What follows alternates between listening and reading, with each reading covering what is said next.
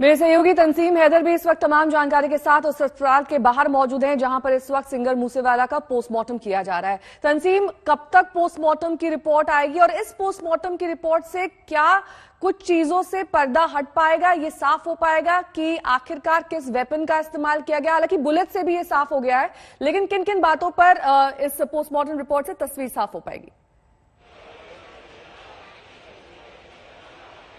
देखिए, postmortem report में सबसे पहले इस बात की तस्दीक की जाएगी कि बॉडी में कितने एंट्री वाउंड्स हैं, कितने एग्जिट वाउंड्स हैं, गोलियां कितनी मारी गई हैं, कितनी जिस्म में लगी हैं और वहां मौके से कितने खोखे बरामद किए हैं, उनका बाद में मिलान किया जाता है। हाँ, ये पता चल जाएगा कि उनको कितनी गोलियां लगी हैं और कहां कहां पे वो गोलियां लगी हैं।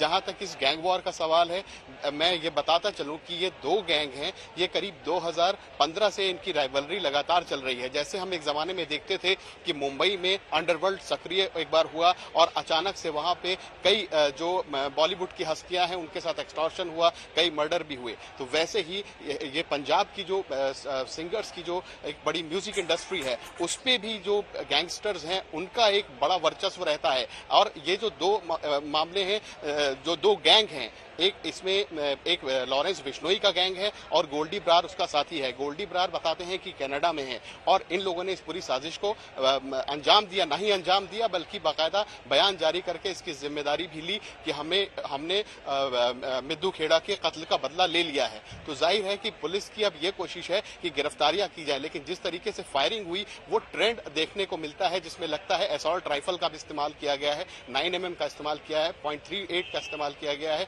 .45 का इस्तेमाल किया गया है। तो ऐसे वेपन्स इस्तेमाल किए गए हैं जैसे आमतौर पे 80, 90 और 2010-12 के दशक में हम लोग देखते थे कि जहां पे बड़ी बड़ी गैंग वॉर हुई उत्तर प्रदेश में, बिहार में, वहां पे इस तरीके से बड़े वेपन यूज किए जाते थे। लेकिन पंजाब के लिए ये असॉल्ट्स वगैरह यूज होना अपने आप में एक नई चीज सामने आई है। तो इसीलिए पुलिस के लिए भी बड़ी चुनौती है कि ये जो 8 से 10 लोग बताए जा रहे हैं हमलावर, ये अभी कहां छुपे हुए हैं, क्योंकि इनमें से एक गाड़ी बरामद हुई है लावारिस हालत में, बोलेरो, जिसमें फर्जी नंबर प्लेट पाई गई है और 2 लोगों को हिरासत में लिया गया है। यही वजह है कि जो आईजी हैं और डीजी हैं वो लगातार ये बात कह रहे हैं कि जल्दी इस केस को वर्कआउट कर लिया जाएगा और जो आरोपी हैं उनकी गिरफ्तारी कर ली जाएगी। लेकिन सवाल फिर यही है कि कह के मारा गया है। इसमें यह कहा गया था जब मिद्दू खेड़ा का मर्डर हुआ था तो बाकायदा लॉरेंस बिश्नोई और गोल्डी ब्रार ने एक मैसेज जारी किया था और कहा था कि हम इसका बदला लेंगे और हम इस सिंगर को मार देंगे। और उन्होंने वही किया। जिस दिन सिक्योरिटी हटाई गई